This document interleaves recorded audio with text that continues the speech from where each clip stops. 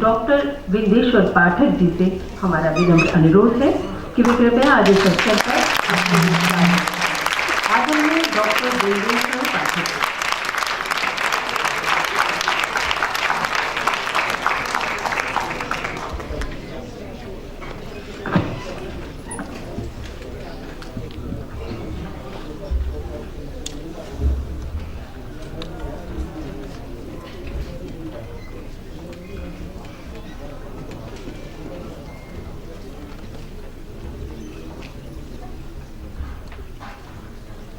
माननीय पंडित सुरेश नीरव जी, doctor YP Singh ji, Shri Vijay Tripathi ji, Shri Shri समाज जी, श्री जी are Patwardhan जी, श्री रविंद्र पथिक जी, सुश्री श्रीलता जी, श्री त्रिलोचन सिंह चौधरी जी, श्री वीएल गौर, श्री दीपक गुप्ता, श्री अनुसागर जी, सुश्री पूनम भाटिया जी, श्री रामचंद्र झा जी, संतोष तिवारी जी, श्री पार्थ भट्टाचार्य जी, डॉक्टर गणेश कुंजन जी, श्री राकेश पांडे, कवि श्री राजकुमार सचान होरी जी, मीडिया प्रेस और सुरभ के बंधुओं और 25 सभी कविगण, विशिष्ट अतिथिगण, मेरे लिए यह खुशी की बात है और मैं अपने को गौरवान्वित महसूस कर रहा हूँ कि विद्वानों के इस समूह में भी मुझे आने का मौका मिला है और पंडित सुरेश नीरव जी जैसे उत्कृष्ट विद्वान और दार्शनिक डॉक्टर वाईपी सिंह के पुस्तकों का महाराजा करण सिंह जी के साथ लोकार्पण करने का मौका मिला है। हम आपके शुक्रगुजार हैं। मैंने संक्षेप में दोनों पुस्तकों को देखा है और जो उत्तर प्रश्नोपनिषद है, ये तो इतना अच्छा ग्रंथ है, इतनी अच्छा संग्रह है कि कितना भी पढ़िए मन भाता ही नहीं है और नए नए प्रश्न खड़े हो जाते हैं। प्रश्न भी है, उत्तर भी है और इन प्रश्न और उत्तरों को पढ़ने के बाद कुछ प्रश्न भी खड़े हो जाते हैं। जिज्ञासा पैदा कर देती है एक पुस्तक और चूंकि समय कम है, इस समय सिर्फ 2-4 बातों की ओर भी आपका ध्यान आकर्षित करना चाहूँगा। एक ईश्वर की खोज की गई, ईश्वर के बारे में पूछा गया है। एक राजा था, वह ईश्वर की खोज में लगा था, खोजते खोजते थक गया तो अपने दरबारियों को बुलाया और कहा कि भाई ईश्वर की खोज करो। फिर दरबारियों से नहीं हुआ तो मंत्री को बुलाया, कहा आप ईश्वर की खोज आप करें। मंत्री जब घर लौट के गए तो उदास थे क्योंकि ईश्वर के बारे में कहाँ से खोज करें, क्या करें। तो लड़का उनका बहुत बुद्धिमान था, उसने पूछा पिताजी क्या हुआ है, इतनी उदास क्यों है आप। कहा कि बेटा देखो राजा ने ऐसा प्रश्न कर दिया है, कहा कि ईश्वर को खोज के ले आइए। अब ईश्वर को मैं कहाँ खोजूंगा, हमारे बस की बात तो है ही नहीं। राजा ने, लड़के ने कहा कि राजा से कहिए मैं भी साथ चलूंगा और मैं उत्तर दूंगा। राजा से कहा कि मैं लड़का साथ आना चाहता है और उसको उत्तर देना चाहता है। राजा ने कहा ठीक है आ सकता है। जो लड़का था एक अंधेरे रूम में चला गया। रूम अंधेरा था, उसमें कुछ खोजने लगा। फिर खोजते खोजते वो बाहर आ गया तो वहां पर वह खोजने लगा। राजा ने पूछा, क्या खोज रहे हो? कहा कि अंधेरे कोठरी में मेरी हीरे की अंगूठी खो गई है, उसको मैं यहां खोज रहा हूं। तो राजा ने कहा मंत्री से कि तुम्हारा लड़का सही सलामत है या नहीं है। ये जब अंगूठी खोई है अंधेरे कमरे में, यहाँ क्या खोज रहा है, प्रकाश में क्या खोज रहा है? इसको एक बत्ती दे दो, दीपक दे दो, फिर जाके वहां खोजेगा। लड़के ने जवाब दिया राजा को कि जिस प्रकार मुझे कह रहे हैं कि दीपक लो, अंधेरे में जाके अपने हीरा को खोज लो, उसी प्रकार से मैं कहता हूं आपको कि ईश्वर को खोजना हो तो अपने ज्ञान के दीपक को जलाइए और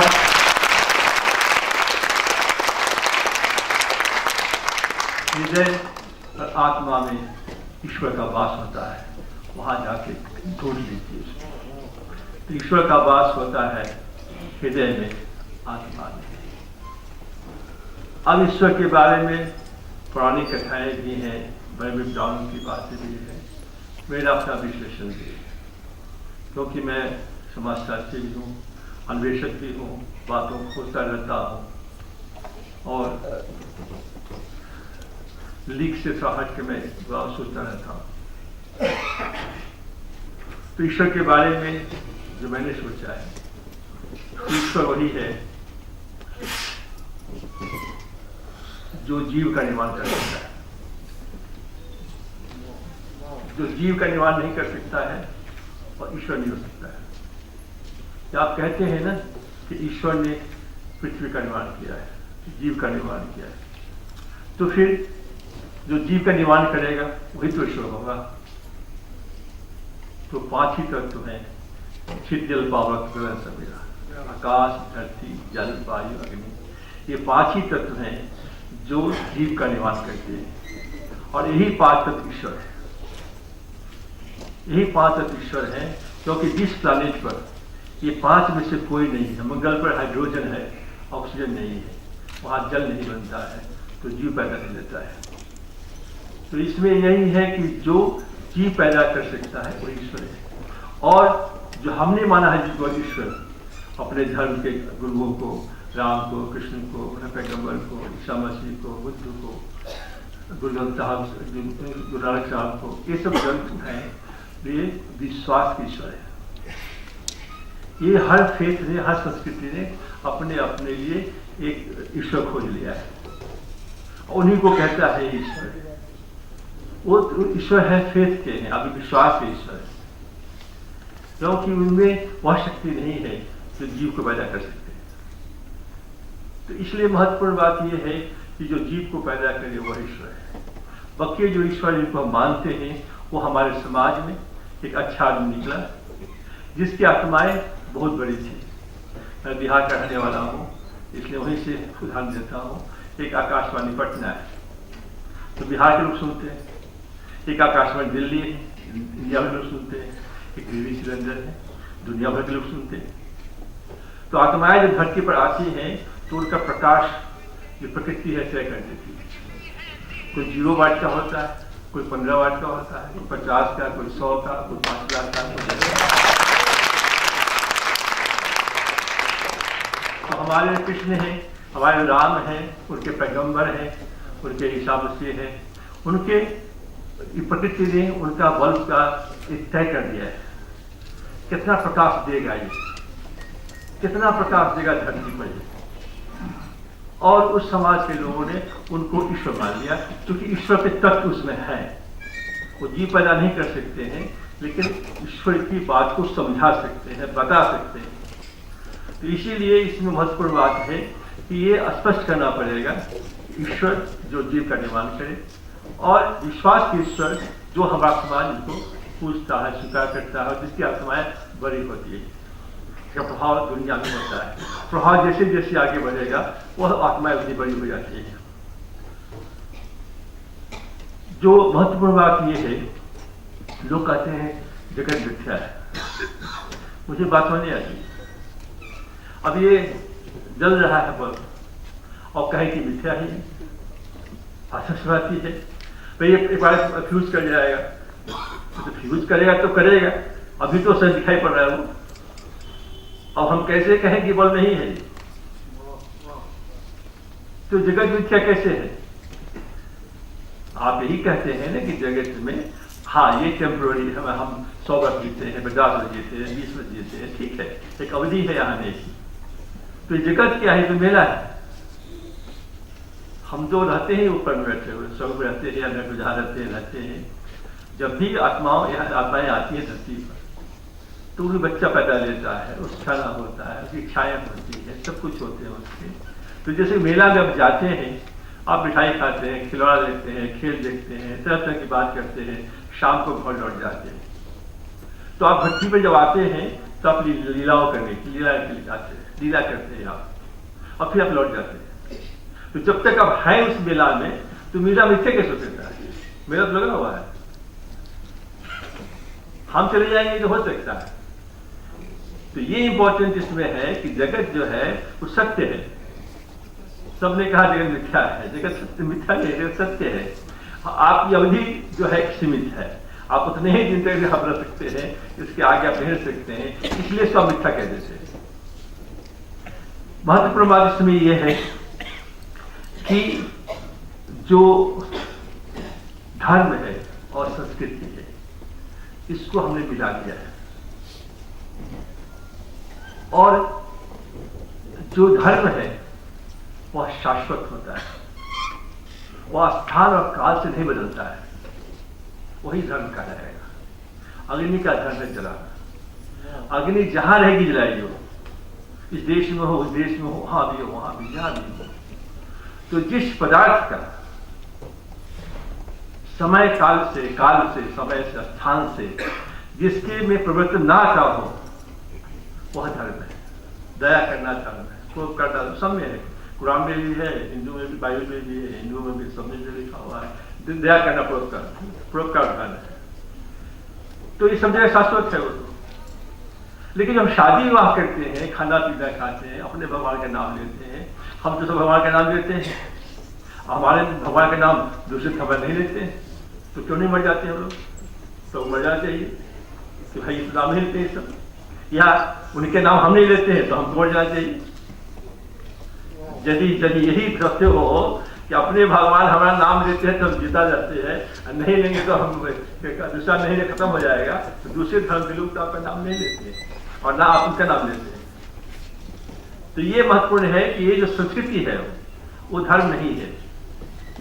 ब्राह्मणों में, दक्षिण में भगनी से शादी करना पुण्य का काम माना जाता है, और उत्तर भारत में यदि कोई भगनी से शादी करेगा सीधे नरक जाएगा। तो एक ही भारतवर्ष है और 2000-4000 किलोमीटर का अंतर है। एक संस्कृति में वह स्वर्ग में जा रहा है, पुण्य प्राप्त हो रहा है उसको, और एक संस्कृति में वो पाप का भागी बन रहा है, वो नरक में जा रहा है। तो ये कैसे हो सकता है? तो वो संस्कृति है, उस समाज ने स्वीकार किया, हमने स्वीकार किया। तो जब समाज बनता है कहीं पर, पहले आदिवासी समाज कहते हैं, समाज बढ़ता है, तो उसमें जो है नियम कानून बनते हैं समाज चलाने के लिए, इसके लिए उसके लिए सब चलता रहता है। तो उसमें वो संस्कृति आती है, वो धर्म का कोई संबंध से नहीं। तो ये बड़ा स्पष्ट करना चाहिए कि धर्म और संस्कृति में कितना अंतर है। लोग के क्या किया है कि धर्म और संस्कृति को मिला दिया है।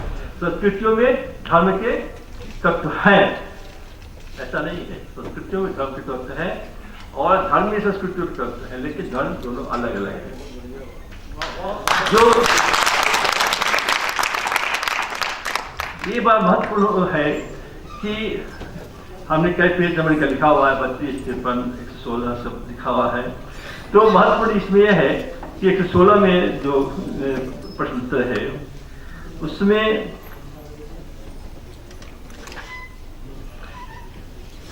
दुख के बारे में है। यदि ज्ञान दुख से मुक्ति है तो फिर ज्ञानी दुखी क्यों रहता है? इसका मतलब है कि वह ज्ञानी है ही नहीं। ज्ञानी दुखी नहीं हो सकता है। दुख कब होता है? दो में बहुत जगह से होता है, बहुत दो समान ज्यादा है, जिसमें कि इच्छाएं या नियंत्रण में ना आए और इच्छाओं को आप नियंत्रित न करिए तो आपको दुख बढ़ता जाएगा। मेरा दुख बढ़ जाता है। दूर कुछ भूल जाए, कोई आदमी आएगा मुझसे, इतने काम हमने किए, संसार को देखा हमने, अब आएंगे कहेंगे साहब सब कुछ तो हो गया, यार राजनीति में चल जाइए आप। लो भाई इतना बड़ा काम किया, इसी के लिए क्या हमने, कोई क्षेत्र है, अच्छा क्षेत्र है, बढ़िया क्षेत्र है, वो तो अच्छा क्षेत्र है, तो हमको नहीं कहते थे। लेकिन आप हमको फिर कहा कि साहब आपको फलना पुरस्कार तक नहीं मिला है, और राजसभा में आप ले गए। वो आदमी आया, अपने हिसाब से अच्छी बात कहा, मुझे दुख दे के चला गया। अब मैं सोचने लगा, चलिए बात ठीक कह गया है। अब जो रहा भला चंगा काम कर रहा था, लिख रहा था, पढ़ रहा था, लोगों से बातें कर रहा था, अब उसके जाने के बाद मैंने अपना माथा पकड़ लिया, चलिए ये ठीक करेगा, हमको तो ये नहीं मिला, हमको नहीं मिला। तो इच्छाएं जब अनियंत्रित हो जाती हैं तो मनुष्य को दुख होता है।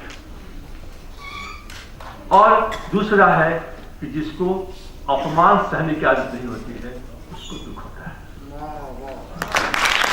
क्योंकि कोई भी व्यक्ति संसार में नहीं हुआ जिसको कि अपमान न मिला। चार पांचों भाई बैठे थे, द्रौपदी का चिरहरण हो गया था, कृष्ण भगवान आए, कहा क्या हुआ आप लोगों को, पांचों भाई का मुंह लटका हुआ है। तो कहा कि अरे द्रौपदी का चिरहरण हो गया और आप पूछते हैं क्या हुआ। कृष्ण ने कहा कि अच्छा तो बहुत दुखी होंगे आप लोग। बोले हाँ दुखी तो मैं हूं, हम लोग हैं। तो कहा कि तो आपसे दुखी तो रामचंद्र जी होंगे, क्योंकि उनकी पत्नी को ले गया 14 वर्ष के लिए। तो जिसके पत्नी को 14 वर्ष के लिए ले गया वह ज्यादा दुखी था या आप लोग अभी दुखी ज्यादा? अब ये देखिए कि ये दुख जो है ना ये रिलेटिव है। तो इंपॉर्टेंट इसमें है कि यदि अपमान सहने की आदत आपको पड़ जाए तो फिर दुख आपके भागेगा। आपने मुझे कुछ कह दिया, हमें तो ठीक है, आप चले गए, हम चले गए, बात खत्म हो गई। अब हम सोचे अरे उन्हें क्यों ऐसे कह दिया, हम सब लोग अब बैठिए।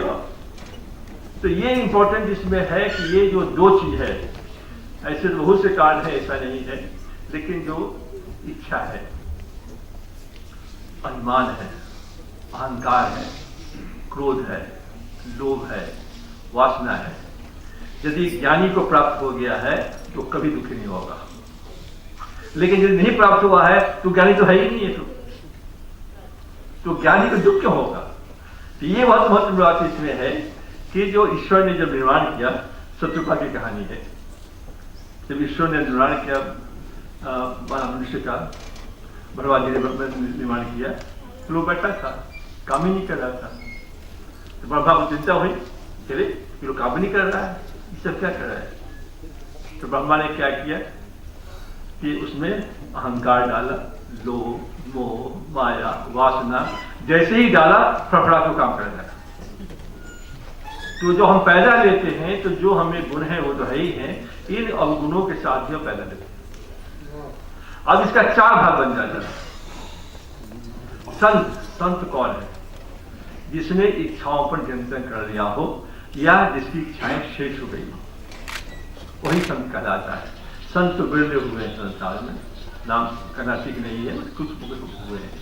तो इसलिए है कि वो संत वही हो सकता है जिसकी इच्छाएं नियंत्रण हो गई हो या इच्छाएं समाप्त हो गई हो, उसी को मोक्ष प्राप्त होता है। उसके बाद श्रेणी साधु की आती है।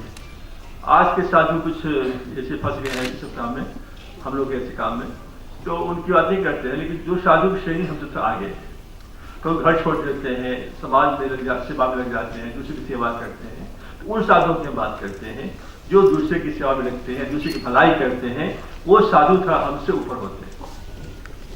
उसके बाद इंसान होता है। इंसान कौन है?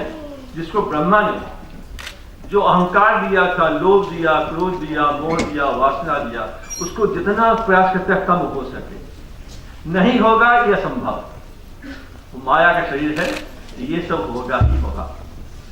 जब माया जब शरीर छूटेगा तो माया छूटेगी, तो ये सब होगा। लेकिन इसका अनुपात कितना होगा? 1%, 2%, 4%।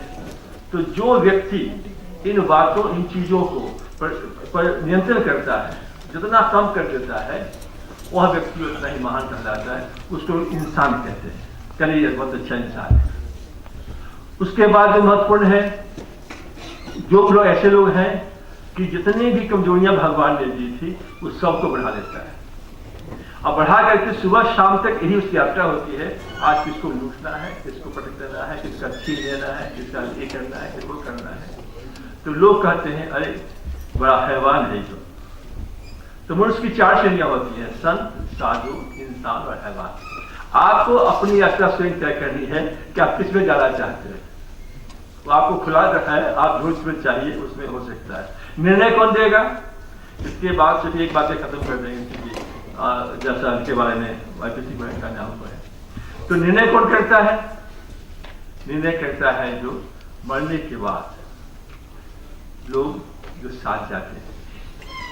एक पंडित जी थे, चिड़िया को देखा, चिड़िया जब भस्म हो गई, आगे गए होटल वाले के पास, और जो भी मुर्दा जाता था, ढोकले के लिए आता था, तो उसको उसका नौकर पीछे लग गया और लौट के आवे, कहे कि ये मरा है, ये तो स्वर्ग में गया होगा। फिर कोई मुर्दा ढोक ले जाए, पीछे लग जाए, कहा कि तो डर गया होगा। किसी को स्वर्ग कहे, तो नरक कहे।